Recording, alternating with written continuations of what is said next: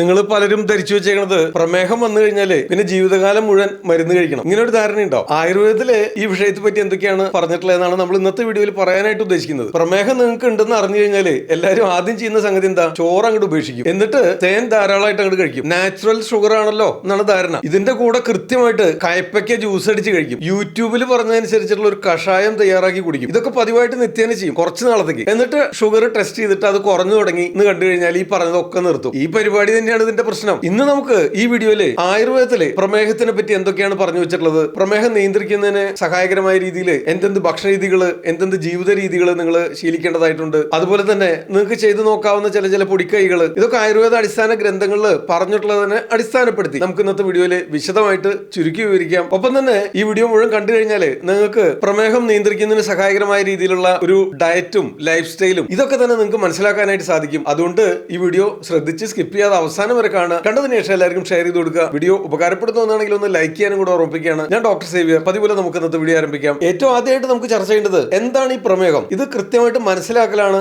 ആദ്യത്തെ ഘട്ടം. ഏറ്റവും ചുരുക്കി പറയുകയാണെങ്കിൽ, ആധുനിക ചിന്താഗതി അനുസരിച്ചും കൂടെ പറയുകയാണെങ്കിൽ, പ്രമേഹം എന്ന് പറയുന്നത് രക്തത്തിലെ പഞ്ചസാരയുടെ അളവ് വളരെയധികം വർദ്ധിച്ച് സ്ഥിരമായി തുടർച്ചയായിട്ട് നിലനിൽക്കാൻ സാധ്യതയുള്ള ഒരു മെറ്റബോളിക് ഡിസോർഡർ ആണ് ഈ ഡയബറ്റീസ്. ഇത് വെറും അങ്ങനെ പഞ്ചസാരയുടെ അളവ് കൂടുന്ന രോഗാവസ്ഥ മാത്രമല്ല, ഈ രോഗാവസ്ഥ അങ്ങനെ നിലനിൽക്കുകയും വളരെ കാലം തുടർന്നു പോവുകയും, അതായത് നിങ്ങൾ ടെസ്റ്റ് ചെയ്യുമ്പോഴൊക്കെ നിങ്ങൾ മറ്റു ഗുളികകൾ കഴിക്കുന്നുണ്ടോ, ഇനി അതല്ലെങ്കിൽ ഭക്ഷണ രീതികളും ജീവിത രീതികളും നിയന്ത്രിക്കുകയാണെങ്കിൽ തന്നെ പോലും ഈ വളരെ കാലം ഈ പ്രമേഹം നിലനിൽക്കുകയാണെങ്കിൽ അത് നിങ്ങളുടെ കണ്ണുകളെ ബാധിച്ചേക്കാം, നാഡികളെ ബാധിച്ചേക്കാം, രക്തക്കൊഴലുകളെ ബാധിച്ചേക്കാം, കിഡ്നിയെ ബാധിക്കാം, അതുപോലെ തന്നെ ഹൃദയത്തെ പോലും ബാധിക്കാനായിട്ട് സാധ്യതയുണ്ട്. അതുകൊണ്ട് ഏറ്റവും ആദ്യം തന്നെ ഒരു കാര്യം ചുരുക്കി പറഞ്ഞു തരാം. ഏതെങ്കിലും ഒരു ആയുർവേദ മെഡിസിൻ സ്ഥിരമായിട്ട് കഴിക്കുകയാണെങ്കിൽ നിങ്ങളുടെ പ്രമേഹമൊക്കെ പൂർണ്ണമായിട്ട് വിട്ടുമാറും, ഇൻസുലിനും ഗുളികകളും ഒക്കെ തന്നെ പൂർണ്ണമായിട്ട് നിർത്താം. ഈ രീതിയിലുള്ള പ്രചാരണങ്ങൾ നിങ്ങൾ വിശ്വസിക്കരുത്. ഡയബറ്റീസിനായിട്ട് നിങ്ങൾ തുടർച്ചയായിട്ട് മരുന്ന് കഴിച്ചുകൊണ്ടിരിക്കുന്നവരാണെങ്കിൽ അത് പെട്ടെന്ന് നിർത്തരുത്, അത് ഉറപ്പാണ്. പിന്നെ ശ്രദ്ധിക്കേണ്ടതായിട്ടുള്ള ഒരു സംഗതി, നിങ്ങൾ റെഗുലർ ആയിട്ടുള്ള പ്രമേഹത്തിനുള്ള കഴിച്ചുകൊണ്ടിരിക്കുന്ന ഗുളികൾ തുടർന്ന് കഴിക്കുന്നു, ഇനി അതല്ലെങ്കിൽ ഇൻസുലിൻ ആണ് എടുക്കുന്നെങ്കിൽ അത് തുടർന്ന് അതേ അളവിൽ തന്നെ എടുത്തുകൊണ്ടിരിക്കുന്നു. അതിന്റെ കൂടെ തന്നെ ഹെർബൽ മെഡിസിൻസും ആയുർവേദ മെഡിസിൻസ് ഉപയോഗിക്കുന്നു. തൽഫലമായിട്ട് പ്രമേഹത്തിന്റെ അളവ് രക്തത്തിൽ കുറഞ്ഞു വരുന്നു. ഈ രണ്ടു തരത്തിലുള്ള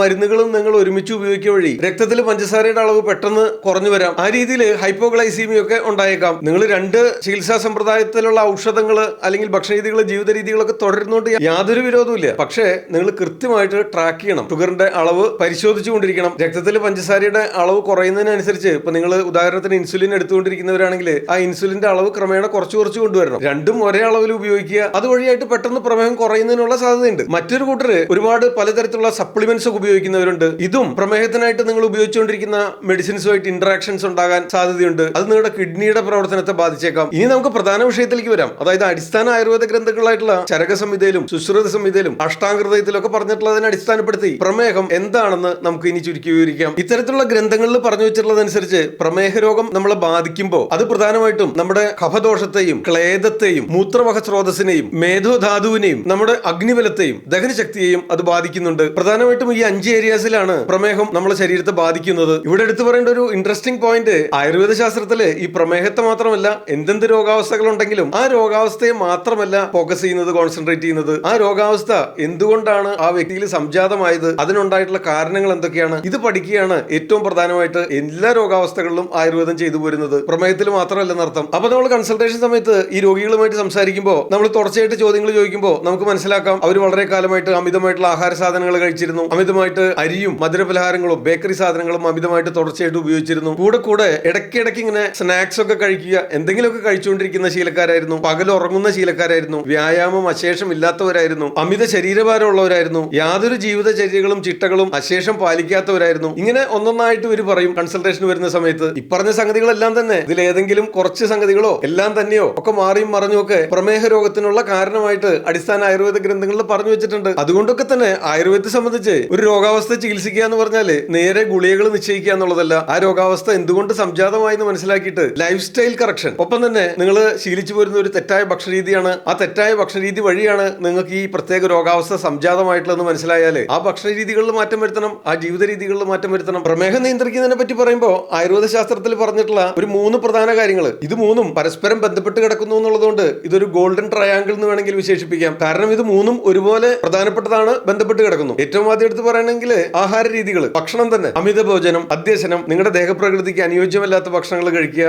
കൂടെ കഴിക്കുക, ഹെവി ആയിട്ട് കഴിക്കുക, ദഹിക്കാൻ പ്രയാസമുള്ളത് മാത്രം കഴിക്കുക, മധുരപലഹാരങ്ങൾ അമിതമായി അമിതമായിട്ട് ഉപയോഗിക്കുക, കൂടെ ഭക്ഷിക്കുക, ഇത്തരത്തിലുള്ള ശീലങ്ങൾ നിങ്ങൾക്ക് വളരെ കാലമായിട്ട് ഉണ്ടായിരിക്കാം. അടുത്തതായിട്ട് വിഹാരങ്ങൾ, അതായത് ലൈഫ് സ്റ്റൈല്, തെറ്റായ ജീവിതശൈലികൾ, പകൽ സമയത്ത് കിടന്നുറങ്ങുന്നു, വ്യായാമം അശേഷമില്ല. അതുപോലെ മൂന്നാമത്തെ സംഗതിയാണ് ഔഷധങ്ങൾ. ആവശ്യമായിട്ടുള്ള സമയത്ത് അനിവാര്യമാണെങ്കിൽ ഔഷധങ്ങൾ സേവിച്ചേ മതിയാവുള്ളൂ. അത് ശരിയായ സമയത്ത് ശരിയായ അളവിൽ കഴിച്ചിട്ടില്ല. ഇത് മൂന്നും പ്രമേഹം മാത്രമല്ല എന്ത് രോഗാവസ്ഥകൾ ഉണ്ടെങ്കിലും അത് വർദ്ധിപ്പിക്കുന്നതിന് ഇടയാക്കുന്നതാണ്. ഇതിന്റെ കൂടെ ചേർത്ത് പറയേണ്ടതായ മറ്റൊരു സംഗതി, ഒന്നാമത്തെ കാര്യം രണ്ടാമത്തെ കാര്യം ശ്രദ്ധിക്കാതെ, അതായത് ആഹാര നിയന്ത്രണവും ലൈഫ് സ്റ്റൈലും അഡ്ജസ്റ്റ് ചെയ്യാതെ, മാറ്റം വരുത്താതെ നിങ്ങൾ ഈ മൂന്നാമത്തെ സംഗതികൾ, അതായത് ഔഷധങ്ങൾ മാത്രം സേവിച്ചതുകൊണ്ട് ദീർഘകാലത്തിൽ എന്തൊരു രോഗാവസ്ഥയും പോലെ തന്നെ പ്രമേഹ രോഗവും മാറ്റിയെടുക്കുന്നതിന് സാധ്യമല്ല. ഏതാണ്ട് ഇതുപോലെ തന്നെ ഇതിന് സമാനമായ സംഗതികൾ തന്നെയാണ് ആധുനിക ശാസ്ത്രത്തിലും പറയപ്പെട്ടിട്ടുള്ളത്. അതായത് കൃത്യമായിട്ടുള്ള ഭക്ഷണ നിയന്ത്രണം വേണം, റെഗുലർ ആയിട്ടുള്ള വ്യായാമം ആവശ്യമാണ്, കൃത്യമായിട്ടുള്ള ലൈഫ് സ്റ്റൈല് ഫോളോ ചെയ്യേണ്ടതാണ്, ശരീരഭാരം കൃത്യമായിട്ട് നിയന്ത്രിക്കണം, കുറച്ചു കൊണ്ടുവരുന്ന രീതിയിൽ ഭക്ഷണ രീതികളും വ്യായാമവും ചിട്ടപ്പെടുത്തണം, റെഗുലർ ആയിട്ട് ബ്ലഡ് ഷുഗർ ലെവല് മോണിറ്റർ ചെയ്യും വേണം. ഇത്തരം സംഗതികളാണ് ആധുനിക ശാസ്ത്രവും നിർദ്ദേശിച്ചിട്ടുള്ളത്. ഇനി ഏറ്റവും പ്രധാനപ്പെട്ട ഭാഗം, അതായത് ഏറ്റവും കൂടുതൽ പേര് ചോദിക്കുന്ന ഒരു ചോദ്യമാണ്, ചോറ്,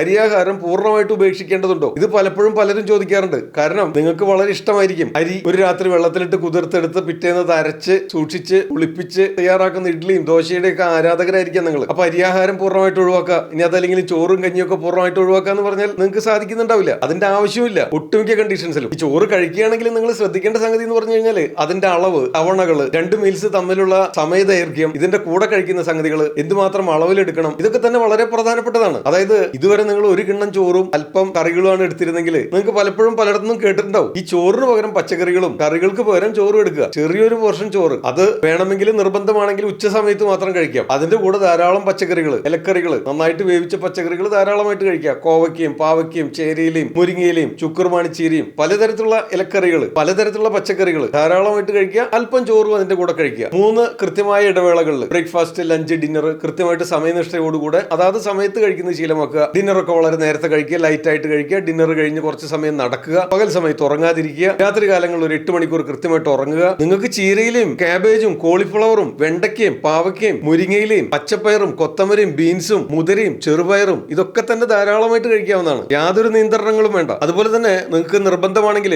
നിങ്ങളുടെ ദഹനേന്ദ്രിയ വ്യൂഹം ശരിയാവണ്ണം പ്രവർത്തിക്കുന്നുണ്ടെങ്കിൽ, മറ്റു രോഗാവസ്ഥകൾ ഇല്ലെങ്കിൽ, ദഹനേന്ദ്രിയ വ്യൂഹവുമായി ബന്ധപ്പെട്ട് നിങ്ങൾക്ക് ബുദ്ധിമുട്ടുകൾ അനുഭവപ്പെടുന്നില്ലെങ്കിൽ ചെറിയൊരു പോർഷൻ ഫിഷ് കറി, മീൻ കറി വെച്ചോ മുട്ടയോ ഒക്കെ ചെറിയ തോതിൽ കഴിക്കുന്നതുകൊണ്ട് വിരോധമില്ല. പക്ഷേ അതും നിങ്ങളുടെ മറ്റു രോഗാവസ്ഥകളും കൂടെ പരിഗണിച്ചുകൊണ്ട് വേണം നിശ്ചയിക്കാനായിട്ട്. ഉദാഹരണത്തിന് ഇപ്പോ നിങ്ങൾക്ക് വളരെ കലശലായിട്ട് തേർഡ് സ്റ്റേജ് പൈൽസ് ഒക്കെ ഉണ്ടെങ്കിൽ നിങ്ങൾ മുട്ട കഴിച്ചുകൊണ്ടിരുന്നാലേ അത് കൂടും, ഉറപ്പാണ്. അർശസിന്റെ ബുദ്ധിമുട്ടുള്ളവര് കോഴിമുട്ട പൂർണ്ണമായിട്ട് ഉപേക്ഷിക്കുക തന്നെ വേണം. അത് കഴിക്കുന്തോറും അർശസിന്റെ ബുദ്ധിമുട്ടുകൾ കൂടിക്കൊണ്ടിരിക്കും. അപ്പോൾ പ്രമേഹ രോഗത്തിനാണ് ചികിത്സിക്കുന്നെങ്കിലും നിങ്ങളുടെ ശരീരം കാണിച്ചു തരുന്ന മറ്റ് ലക്ഷണങ്ങളും രോഗാവസ്ഥകളും കൂടെ പരിഗണിച്ചുകൊണ്ട് വേണം നിങ്ങളുടെ ഭക്ഷണ രീതികളും ജീവിത രീതികളും നിശ്ചയിക്കാനായിട്ട്. ഔഷധങ്ങൾ നിശ്ചയിക്കുമ്പോൾ അങ്ങനെ തന്നെയാണ്. നിങ്ങളുടെ മറ്റ് രോഗാവസ്ഥകൾക്കും കൂടെ പ്രയോജനപ്പെടുന്ന തരത്തിലായിരിക്കും ഔഷധങ്ങൾ നിശ്ചയിക്കുക. ആയുർവേദ കൺസൾട്ടേഷൻ സമയത്ത് നിങ്ങളോട് തുടർച്ചയായിട്ട് ചോദ്യങ്ങൾ ചോദിക്കുന്നത് അതുകൊണ്ടാണ്. ഈ ചോദ്യങ്ങൾക്ക് യെസ് ഓർ നോ മറുപടി കിട്ടിയാൽ മതി. മറ്റ് ചരിത്രവും മറ്റ് ശാസ്ത്രശാഖകളിൽ കണ്ടുപിടിക്കപ്പെട്ടതും നിങ്ങൾ ചെയ്തു പോകുന്നതും ഒന്നും അറിയണമെന്നില്ല. വളരെ രസകരമായിട്ടുള്ള ഒരു ഉദാഹരണം ഇവിടെ പറയാം. അതായത് രാത്രിയിൽ എത്ര തവണ യൂറിൻ പാസ് ചെയ്യാനായിട്ട് എഴുന്നേക്കും എന്ന് ചോദിക്കുമ്പോൾ ആ തവണകളുടെ എണ്ണം മാത്രമാണ് പറയേണ്ടത്. അത് പറഞ്ഞേ പറ്റൂ. അതിനു പകരം യൂറിൻ ടെസ്റ്റ് നോർമൽ ആയിരുന്നു എന്ന് മറുപടി പറഞ്ഞിട്ട് കാര്യമില്ല. രാത്രിയിൽ എത്ര തവണ യൂറിൻ പാസ് ചെയ്യാൻ എഴുന്നേക്കും എന്ന് ചോദിച്ചാൽ എത്ര തവണ എഴുന്നേക്കും തന്നെ പറയാനായിട്ട് ശ്രദ്ധിക്കുക. എങ്കിൽ മാത്രമേ നമ്മുടെ ആയുർവേദ കൺസൾട്ടേഷൻ ഫലപ്രദമാവുള്ളൂ. പ്രമേഹം ബോർഡർ ലൈൻ ഒക്കെ വിട്ടു എന്ന് കണ്ടു കഴിഞ്ഞാലേ നിങ്ങൾ തീർച്ചയായിട്ടും ഒഴിവാക്കിയിരിക്കേണ്ട സംഗതികൾ ഈ ബേക്കറി സാധനങ്ങൾ, മധുര പലഹാരങ്ങൾ, ഓയിലി ഫ്രൈഡ് ഐറ്റംസ്, പലതരത്തിലുള്ള ജങ്ക് ഫുഡുകൾ, ഇടയ്ക്കിടയ്ക്ക് ഇങ്ങനെ കുറിക്കുന്നത്, എണ്ണയിലിട്ട് വറുത്തതും പൊരിച്ചതും, ഷെൽഫ് ലൈഫിന് വേണ്ടി പലതരത്തിലുള്ള കളറുകളും പ്രിസർവേറ്റീവുകളും ഒക്കെ ചേർത്തിട്ടുള്ള സംഗതികൾ, ഇതൊക്കെ കഴിക്കാൻ വളരെ രസകരമായിരിക്കാം, വളരെ എളുപ്പമായിരിക്കാം. ഈ പാക്ഡ് ഫുഡ് ഇതൊക്കെ ഇങ്ങനെ കൂടെ കഴിച്ചുകൊണ്ടിരിക്കുന്നു. മധുരമുള്ള സംഗതികൾ എത്ര വേണമെങ്കിൽ കഴിക്കാം, എത്ര തവണ വേണമെങ്കിൽ, എത്ര അളവിൽ വേണമെങ്കിൽ കഴിക്കും. ഇതൊന്നും ശരിയാവില്ല. അതുപോലെ soft drinks, ice creams, cool drinks, അമിതമായിട്ടുള്ള dairy products, biscuits, chocolates, refine sugar, ice creams ഇതൊക്കെ തന്നെ നിങ്ങൾ ഒഴിവാക്കുകയാണ് തീർച്ചയായിട്ടും നല്ലത്. ഇത് കഴിക്കുമ്പോൾ നിങ്ങൾ ചെറിയൊരു അളവിൽ ആണെങ്കിൽ പോലും പല ആവർത്തി പറഞ്ഞ സംഗതികൾ കഴിക്കുമ്പോൾ അത് നിങ്ങളുടെ പ്രമേഹത്തിന്റെ അളവിന് മാത്രമല്ല, നിങ്ങളുടെ രക്തത്തില് പഞ്ചസാര ടെസ്റ്റ് ചെയ്യുമ്പോൾ ഷുഗർ ലെവൽ കൺട്രോൾഡ് ആയിരിക്കാം. പക്ഷേ ഈ രോഗാവസ്ഥ വളരെ കാലം, വർഷങ്ങളോളം നിലനിൽക്കുന്നതാണ്. ക്രമേണ അത് നിങ്ങളുടെ നാഡീ വ്യവസ്ഥതയെയും ഹൃദയത്തെയും രക്തചംക്രമണത്തെയും രക്തക്കുഴലുകളെയും കണ്ണുകളുടെ പ്രവർത്തനത്തെയും കിഡ്നിയുടെ പ്രവർത്തനത്തെയും ഒക്കെ ബാധിക്കും. നിങ്ങൾ ടെസ്റ്റ് ചെയ്യുമ്പോൾ ഗുളികൾ കഴിക്കുന്നതുകൊണ്ട് ബ്ലഡ് ഷുഗർ ലെവൽ വളരെ നോർമൽ ആയിട്ട് ഇരിക്കുന്നുണ്ടാവാം. അത് കണ്ടിട്ടാണ് നിങ്ങൾ ഈ മധുരപലഹാരങ്ങളും ബേക്കറി സാധനങ്ങളും ഒക്കെ യാതൊരു നോട്ടവും ഇല്ലാതെ അമിതമായിട്ട് വാരി കഴിക്കുന്നത്. അത് ഒഴിവാക്കുന്നത് തീർച്ചയായിട്ടും നിങ്ങളുടെ ആരോഗ്യത്തിന് വളരെയേറെ ഗുണം ചെയ്യും. ഇതുപോലെ നിങ്ങൾ ചെയ്തു പോരുന്ന മറ്റൊരു തെറ്റാണ് ശർക്കരയും തേനും ഒക്കെ അമിതമായിട്ട് കഴിക്കുന്നത്. ഇതൊക്കെ നാച്ചുറൽ ഷുഗർ ആണെന്ന് പറഞ്ഞിട്ടാണ് നിങ്ങൾ ധാരാളമായിട്ട് കഴിക്കുന്നത്. പക്ഷേ ഇതും അമിതമായാലും ദോഷകരം തന്നെയാണ്. നാച്ചുറൽ ഷുഗർ ആണെങ്കിൽ പോലും നിങ്ങളുടെ ശരീരത്തിൽ എത്തിച്ചേരുന്ന അമിതമായിട്ടുള്ള മധുരത്തിന്റെ അളവ് നിങ്ങൾക്ക് ദോഷകരമായിട്ട് ഭവിക്കും. തേനാണെങ്കിലും ശർക്കരയാണെങ്കിലും അതും മിതമായിട്ട് മാത്രമേ, ആവശ്യമായിട്ടുള്ള അളവിനനുസരിച്ച് മാത്രമേ നിങ്ങളുടെ രോഗാവസ്ഥകൾ, നിങ്ങളുടെ പ്രമേഹത്തിന്റെ അളവിനനുസരിച്ച് കാലഘട്ടത്തിനനുസരിച്ച് കാലപ്പഴക്കത്തിനനുസരിച്ച് എന്തെന്ത് ലക്ഷണങ്ങൾ നിങ്ങളുടെ ശരീരം കാണിച്ചു തരുന്നു എന്നതിനൊക്കെ അനുസരിച്ച് വേണം അത് നിശ്ചയിക്കാനായിട്ട്. തേൻ നാച്ചുറലാണ് എന്നുള്ളത് കൊണ്ട് ഏത് അളവിൽ എത്ര നേരം വേണമെങ്കിൽ ആർക്ക് വേണമെങ്കിൽ കഴിക്കാമെന്ന് ഉദ്ദേശിച്ചിട്ടില്ല. അതുപോലെ തന്നെയാണ് ശർക്കരയും കരിമ്പിൻ നീരും ഒക്കെ തന്നെ, ഇതെല്ലാം മധുരമാണ്. അതുപോലെ തന്നെയാണ് പഴങ്ങളും. പഴങ്ങൾ നിങ്ങൾക്ക് കഴിക്കാവുന്നതാണ്. നന്നായി പഴുത്ത് നല്ല മധുരമുള്ള പരുവാകുന്നതിന് മുൻപ് കഴിക്കുക. റോബസ്റ്റ് പഴം കഴിക്കാം, പേരയ്ക്ക കഴിക്കാം, ആപ്പിൾ കഴിക്കാം, അനാറ്, പൊമഗ്രാനൈറ്റ്, മാതളം, ഇതുപോലുള്ള സംഗതികളൊക്കെ നന്നായിട്ട് പഴുക്കുന്നതിന് മുമ്പത്തെ അവസ്ഥയിൽ കഴിക്കാവുന്നതാണ്. പപ്പായയും മാങ്ങയൊക്കെ നന്നായിട്ട് പഴുക്കുന്നതിന് മുമ്പ് കഴിക്കാം. പൂർണ്ണമായിട്ട് ഒഴിവാക്കേണ്ടതില്ല. കാരണം ഈ പഴങ്ങളിലൊക്കെ തന്നെ നമ്മുടെ ശരീരത്തിന് ആവശ്യമായിട്ടുള്ള മറ്റ് ഒട്ടനവധി ഗുണകരമായ സംഗതികൾ അതിൽ അടങ്ങിയിട്ടുണ്ട്. ആയുർവേദ ഗ്രന്ഥങ്ങളിലും പ്രമേഹം നിയന്ത്രിക്കാനായിട്ട് പറഞ്ഞു വെച്ചിട്ടുള്ള സംഗതികൾ ചിട്ടയായിട്ടുള്ള ഭക്ഷണരീതികള്, ചിട്ടയായിട്ടുള്ള ജീവിത രീതികള്, കൃത്യസമയത്ത് ആഹാരം കഴിക്കുക, കൃത്യസമയത്ത് കിടന്നുറങ്ങുക, കൃത്യസമയത്ത് ഉണർന്നെഴുന്നേൽക്കുക, പകൽ സമയത്ത് ഉറങ്ങാതിരിക്കുക, കൃത്യമായിട്ട് നിത്യേനയുള്ള വ്യായാമ മുറകള്, യോഗാസനവും പ്രാണായാമവും മെഡിറ്റേഷനും ഒക്കെ ശീലിക്കുന്നത് വളരെ ഗുണപ്രദമാണ്. കാരണം മനസ്സിനെയും ഇത് ബാധിക്കുന്നുണ്ട്. ശാന്തമായ മനസ്സുണ്ടെങ്കിൽ പ്രമേഹ രോഗം നിയന്ത്രിക്കുന്നതിന് സഹായകരമാണ്. രാത്രി കാലങ്ങളിൽ ഉറങ്ങിയിരിക്കണം, പകൽ സമയത്ത് ഉറങ്ങരുത്. അമിത ശരീരഭാരം ഉണ്ടാകരുത്. ശരീരഭാരം നിയന്ത്രിച്ച് നിർത്തേണ്ടത് ആവശ്യമാണ്. നിങ്ങളുടെ ദോഷസ്ഥിതിക്ക് രോഗലക്ഷണങ്ങൾക്കും അനുയോജ്യമായ രീതിയിലുള്ള ഒരു ഡയബറ്റിക് ഫുഡ് നിങ്ങൾക്ക് ഫോളോ ചെയ്യാവുന്നതാണ്. ശരീരഭാരം വർദ്ധിപ്പിക്കരുത്. ശരീരത്തിലേക്ക് അമിതമായിട്ട് സ്റ്റാർച്ചിന്റെയും ഗ്ലൂക്കോസിന്റെയും അംശം എത്തിച്ചേരരുത്. നാരുകൾ ധാരാളം അടങ്ങിയതായിരിക്കണം. കലോറി വാല്യൂ കുറവായിരിക്കണം. ഫാറ്റ് കുറവായിരിക്കണം. ഇത്തരത്തിലുള്ള ഒരു ആഹാര രീതി ശീലിച്ചു പോരാവുന്നതാണ്. ഏറ്റവും ചുരുക്കി പറയുകയാണെങ്കിൽ വയറ് നിറയെ കഴിക്കുക എന്നുള്ളതിന് പകരം ആവശ്യത്തിന് മാത്രം, വിശപ്പടക്കുന്നതിന് മാത്രം ആഹാരം കഴിക്കുക. അത് അനുയോജ്യമായ ആഹാര സാധനങ്ങൾ കഴിക്കാനായിട്ട് ശ്രദ്ധിക്കുക. ഇനി ഇത്തരത്തിലുള്ള ഭക്ഷണ നിയന്ത്രണത്തിനൊക്കെ തയ്യാറാണ്. പക്ഷെ ഇടയ്ക്കിടയ്ക്ക് എന്തെങ്കിലും സ്നാക്സ് കഴിച്ചുകൊണ്ടിരിക്കണം. ഇങ്ങനെ ഒരു ശീലം ഉണ്ടെങ്കിലും എല്ലാം താളം തെറ്റും. പിന്നെ ശ്രദ്ധിക്കേണ്ട ചില സംഗതികളാണ്. രാത്രിയിൽ ഹെവി ആയിട്ട് ആഹാരം കഴിക്കരുത്. വളരെ നേരത്തെ കഴിക്കണം. ഉച്ചയ്ക്ക് കഴിച്ചതിന്റെ പകുതി അളവിലേ കഴിക്കാവുള്ളൂ. നന്നായിട്ട് വേവിച്ച ആഹാര സാധനങ്ങൾ ചവച്ചരച്ച് ഇറക്കാനായിട്ട് ശ്രദ്ധിക്കുക. സമയമെടുത്ത് ഭക്ഷണം കഴിക്കുക. ഡിന്നർ കഴിഞ്ഞതിന് ശേഷം ഒരു 100 അടി നടക്കുന്നതിന് ശ്രദ്ധിക്കുക. പഴങ്ങളൊക്കെ കഴിക്കുമ്പോൾ അത് ചവച്ചരച്ച് കഴിക്കുകയാണ് ഏറ്റവും ഉചിതം. ജ്യൂസ് അടിച്ച് കഴിക്കുന്നതിനേക്കാളും നല്ലത് ചവച്ചരച്ച് സമയമെടുത്ത് കഴിക്കുന്നതാണ് തീർച്ചയായിട്ടും അനുയോജ്യം. ഏത്തപ്പഴം പുഴുങ്ങി കഴിക്കുന്നത് നല്ലതാണ്. നന്നായിട്ട് പഴുക്കുന്നതിന് മുമ്പുള്ള ഏത്തപ്പഴം പുഴുങ്ങി കഴിക്കാം. പക്ഷെ നിങ്ങൾക്ക് പ്രമേഹത്തിന്റെ അളവ് വളരെ കൂടിയതാണ്, ഇൻസുലിനൊക്കെ എടുത്തുകൊണ്ടിരിക്കുന്നവരാണെങ്കിൽ പഴുത്ത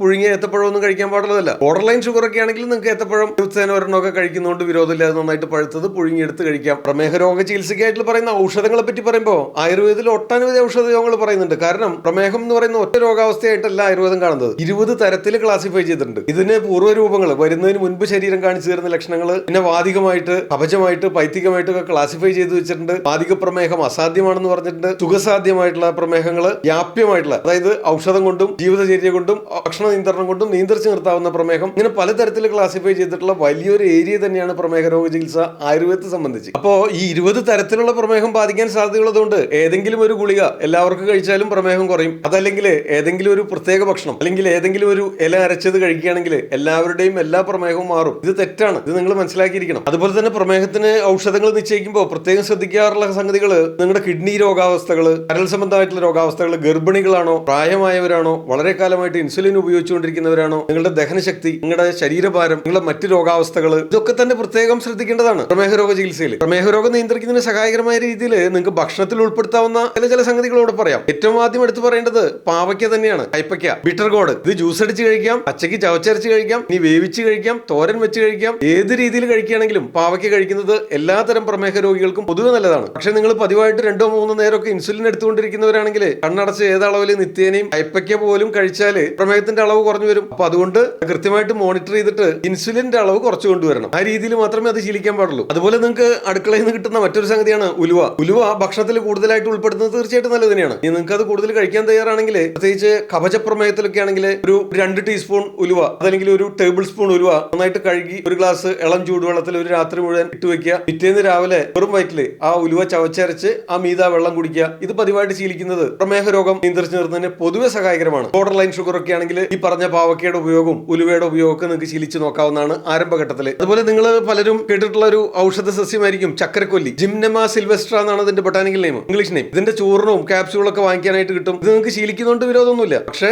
ആരംഭഘട്ടത്തിൽ ഇതൊക്കെ പരീക്ഷിച്ച് നോക്കാവുന്നതാണ്. ഇത് ഉപയോഗിക്കുമ്പോൾ പോലും നിങ്ങൾ ബ്ലഡ് ഷുഗർ ലെവല് കൃത്യമായിട്ട് മോണിറ്റർ ചെയ്യണം. പ്രത്യേകിച്ച് ഇൻസുലിനൊക്കെ ഉപയോഗിച്ചുകൊണ്ടിരിക്കുന്നവരാണ്, മറ്റ് ഗുളികകളൊക്കെ പ്രമേഹ നിയന്ത്രണത്തിനായിട്ട് ഉപയോഗിച്ചുകൊണ്ടിരിക്കുന്നവരാണെങ്കിൽ അതിന്റെ കൂടെ ഇത്തരം വിദ്യകൾ കൂടെ നിങ്ങൾ പ്രയോഗിക്കുമ്പോൾ തീർച്ചയായിട്ടും കൃത്യമായിട്ട് രക്തപരിശോധന റെഗുലർ ആയിട്ട് നടത്തിക്കൊണ്ടിരിക്കണം. അതുപോലെ തന്നെ പ്രമേഹ രോഗ നിയന്ത്രണത്തിന് പൊതുവെ സഹായകരമായ മറ്റൊരു സംഗതിയാണ് ഞാവല്. ഡിസൈജിയം ജംബോലാനം എന്നാണ് ഇതിന്റെ ബൊട്ടാനിക്കൽ നെയിം. ഞാവൽ മരത്തിന്റെ സർവ്വസംഗതികളും, വേരും ഇലയും പൂവും കായും പഴവും തൊലിയും എല്ലാം തന്നെ പ്രമേഹ രോഗ നിയന്ത്രണത്തിന് വളരെയേറെ സഹായകരമാണ്. ഞാവൽ പഴം കഴിക്കാം. ഞാവൽ കുരു ഉണക്കി പൊടിച്ച് സൂക്ഷിച്ച് അത് ചായ പോലെ തയ്യാറാക്കി കുടിക്കാം. ഞാവൽ തൊലി ചെത്തിയിട്ട് ചതച്ചിട്ട് വെള്ളം തിളപ്പിച്ച് അത് പാനജലമായിട്ട് കുടിക്കാം. ഇതൊക്കെ തന്നെ പൊതുവെ പ്രമേഹ രോഗ നിയന്ത്രണത്തിന് സഹായകരമാണ്. ആരംഭഘട്ടത്തിലൊക്കെ പൊതുവെ എല്ലാവർക്കും തന്നെ ഉപയോഗിച്ച് നോക്കാവുന്നതാണ്. അതുപോലെ നിങ്ങൾ കേട്ടിട്ടുണ്ടാവും വില്വം, കൂവളം, ഈഗിൾ മെർമലോസ് എന്നാണ് ബൊട്ടാനിക്കൽ നെയിം. ഇതിന്റെ ഇലകൾ അരച്ച് കൽക്കമായിട്ട് കുമ്പളങ്ങി നീരിൽ അരച്ച് രാവിലെ വെറും വയറ്റിലൊക്കെ കഴിക്കുന്ന പതിവുണ്ട്. അതുപോലെ തവിഴാമ സമൂലം കഷായം വെച്ച് അതിൽ കൂവളത്തിന്റെ ഇല അരച്ച് ചേർത്ത് രാവിലെ വെറും വയറ്റിൽ കഴിക്കുന്ന പതിവുണ്ട്. ഇതൊക്കെ പൊതുവെ നിർദ്ദേശിക്കാറുള്ളതാണെങ്കിലും നിങ്ങളുടെ രോഗസ്ഥിതി, ദോഷസ്ഥിതി, രോഗതീവ്രത, രോഗത്തിന്റെ പഴക്കം, പാരമ്പര്യ ഘടകങ്ങൾ, മറ്റു രോഗാവസ്ഥകൾ,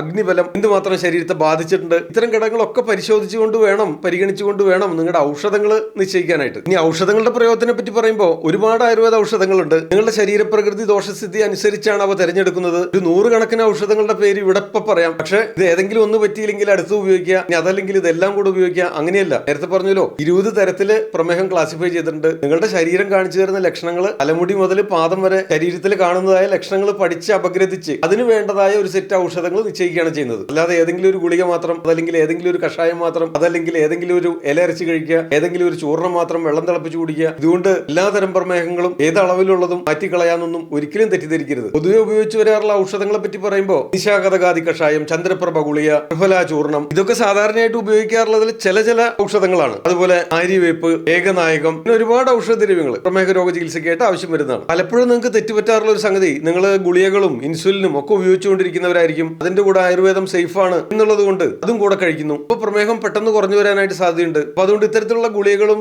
ഇൻസുലിനും ഒക്കെ ഉപയോഗിച്ചുകൊണ്ടിരിക്കുന്നവരാണെങ്കിൽ അത് കൃത്യമായിട്ട് ട്രാക്ക് ചെയ്തുകൊണ്ട് വേണം ചെറിയ തോതിൽ പ്രമേഹ നിയന്ത്രണത്തിനായിട്ടുള്ള ഔഷധ യോഗങ്ങളായാലും ഔഷധ ദ്രവ്യങ്ങളായാലും ഉപയോഗിക്കാനായിട്ട്. അപ്പൊ അതിന് തീർച്ചയായിട്ടും ഒരു ആയുർവേദ ഡോക്ടറെ കൺസൾട്ടേഷൻ ആവശ്യമായിട്ട് വരും. നിങ്ങളുടെ സ്വയം ചികിത്സ അപകടം തന്നെയാണ്. കാരണം രക്തത്തിൽ പഞ്ചസാരയുടെ അളവ് കുറഞ്ഞു വരുന്നതിനനുസരിച്ച് നിങ്ങൾ കഴിച്ചുകൊണ്ടിരിക്കുന്നതായ മറ്റു ഗുളികകൾ, ഇൻസുലിൻ, ഇതിന്റെയൊക്കെ അളവ് ക്രമേണ കുറച്ച് കൊണ്ടുവരേണ്ടതായിട്ട് വരും. നിങ്ങൾക്ക് എല്ലാവർക്കും തന്നെ, എല്ലാ പ്രമേഹ രോഗികൾക്കും ഒരുപോലെ യാതൊരു സൂപ്പർവിഷനും കൂടാതെ ചെയ്യാവുന്ന ചില സംഗതികളോട് പറയാം. അതായത് കൃത്യമായിട്ട് ദിവസേന രാവിലെയും വൈകിട്ടും ഒരു അരമണിക്കൂർ മുതൽ ഒരു 1.5 മണിക്കൂർ വരെ പതിവായിട്ട് വ്യായാമം ചെയ്യുന്നത് ശീലാക്കുക. ഇതിൽ നടത്തമാവാം, യോഗയാവാം, പ്രാണായാമം, മെഡിറ്റേഷൻ ആവാം, ഇതൊക്കെ തന്നെ നിങ്ങൾക്ക് സഹായകരമായിരിക്കും. രാവിലെ ഒരു അരമണിക്കൂർ, വൈകിട്ട് ഒരു അരമണിക്കൂർ പതിവായിട്ട് നടക്കുന്ന ശീലമാക്കുക. ഏതെങ്കിലും ഒരു സമയത്ത് 1 മണിക്കൂർ സമയം യോഗയ്ക്കായിട്ട് മാറ്റിവെക്കുക. നിങ്ങളുടെ മനസ്സിലുണ്ടാവുന്ന സ്ട്രെസ്സും ടെൻഷനും ആങ്സൈറ്റിയും ഒക്കെ പ്രമേഹ രോഗത്തിൽ റിഫ്ലക്ട് ചെയ്യുന്നതാണ്. അതുകൊണ്ട് തന്നെ ഈ പ്രാണായാമവും മെഡിറ്റേഷനും ഒക്കെ തീർച്ചയായിട്ടും വളരെ ഗുണകരമായ രീതിയിൽ പ്രതിഫലിപ്പിക്കുന്നതാണ് പ്രമേഹ രോഗ ചികിത്സയിൽ എന്ന പോലെ മറ്റെല്ലാ രോഗാവസ്ഥകളിലും തന്നെ. അതുപോലെ നമ്മൾ ഈ വീഡിയോയിൽ തുടക്കത്തിൽ പറഞ്ഞ പോലെ തന്നെ രാത്രിയിൽ ഒരു 8 മണിക്കൂർ കൃത്യമായിട്ട് ഉറങ്ങുന്നുണ്ടെന്ന് ഉറപ്പുവരുത്തണം. പകൽ ഉറങ്ങാതിരിക്കണം. ഡിന്നർ വളരെ നേരത്തെ കഴിക്കണം. ഡിന്നർ കഴിഞ്ഞ് 1 മണിക്കൂർ കഴിഞ്ഞ് ഉറങ്ങാവുള്ളൂ. മിനിമം 1 മണിക്കൂർ, 2 മണിക്കൂർ ഗ്യാപ്പ് എടുക്കാമെങ്കിൽ തീർച്ചയായിട്ടും നന്നായി. ലൈറ്റായിട്ട് വളരെ നേരത്തെ ചവച്ചരച്ച് കഴിക്കുക. ഡിന്നർ കഴിഞ്ഞാൽ ഒരു 100 അടിയെങ്കിലും നടക്കുന്ന ശീലമാക്കുക. ഇത്തരം സംഗതികളൊക്കെ തന്നെ നിങ്ങൾക്ക് മറ്റാരുടെയും നിർദ്ദേശം കൂടാതെ ശീലിച്ചു പോരാവുന്ന സംഗതികളാണ്. ഈ പകൽ ഉറങ്ങിക്കഴിഞ്ഞാൽ പ്രമേഹം വർദ്ധിക്കുന്നൊക്കെ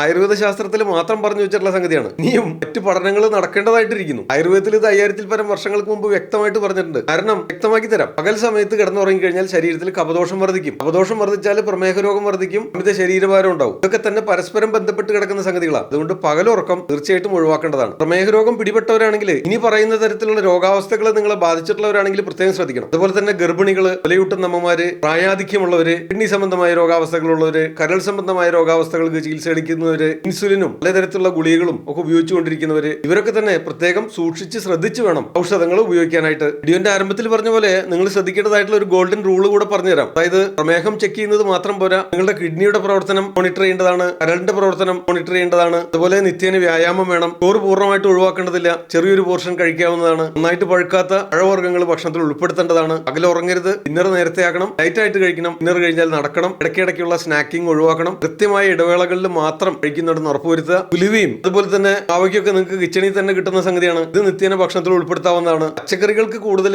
പ്രാധാന്യം കൊടുക്കുക. മത്സ്യമാംസങ്ങളും എണ്ണയും കൊഴുപ്പും ഫ്രൈഡ് ഐറ്റംസും മധുരപലഹാരങ്ങളും ബേക്കറി സാധനങ്ങളും ജങ്ക് ഫുഡും ഒക്കെ ഒഴിവാക്കുക തന്നെയാണ് നല്ലത്. നല്ല മനസ്സമാധാനത്തോടുകൂടെ ചിട്ടയായിട്ടുള്ള ഒരു ജീവിതക്രമം പാലിക്കുന്നതിന് ശീലമാക്കുക. ഇത് പ്രമേഹ രോഗത്തിൽ മാത്രമല്ല എല്ലാ രോഗാവസ്ഥകളിലും നിങ്ങൾക്ക് ഫലപ്രദമായിരിക്കും. ഇതുമായി ബന്ധപ്പെട്ട് എന്തെങ്കിലും സംശയങ്ങളോ അഭിപ്രായങ്ങളോ നിർദ്ദേശങ്ങളോ ഒക്കെ ഉണ്ടെങ്കിൽ വീഡിയോന്റെ താഴെ കമന്റുകളായിട്ട് രേഖപ്പെടുത്താം. ഇത്തരം അറിവുകൾ പതിവായിട്ട് ലഭിക്കാനായിട്ട് ഈ ചാനൽ സബ്സ്ക്രൈബ് ചെയ്യാവുന്നതാണ്. ഈ വീഡിയോ എല്ലാവർക്കും ഷെയർ ചെയ്ത് കൊടുക്കുക. ഇതുമായി ബന്ധപ്പെട്ട് നമ്മൾ മുൻപ് ചെയ്തിട്ടുള്ള വീഡിയോകളുടെ ലിങ്കുകളോട് കൊടുക്കുന്നുണ്ട്, നിങ്ങൾക്ക് കയറി കാണാവുന്നതാണ്. വീഡിയോ ഉപകാരപ്പെടുന്നതാണെങ്കിൽ ഒന്ന് ലൈക്ക് ചെയ്യാനും കൂടെ ഓർമ്മിപ്പിക്കുന്നു. ഞാൻ ഡോക്ടർ സേവിയർ. കാലം നിർത്തട്ടെ. നന്ദി, നമസ്കാരം. മറ്റൊരു വീഡിയോയിൽ വീണ്ടും കാണാം. ആദ്യം ആയുർവേദം.